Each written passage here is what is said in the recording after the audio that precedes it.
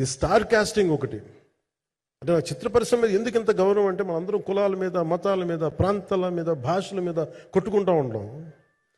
But any film industry take in this world, especially Indian film industry, దీనికి there is no caste discrimination, there is no region discrimination, there is no religion discrimination, nothing.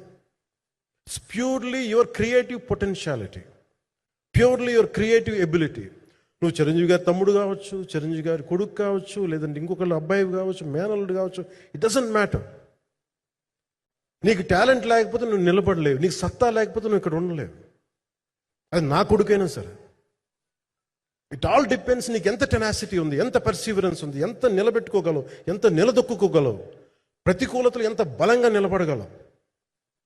ఒక నిర్మాత cinema తీయడం అంటే ఒక యజ్ఞం చేయడం లాంటిది. తిట్లు తినాలి, ఇబ్బందులు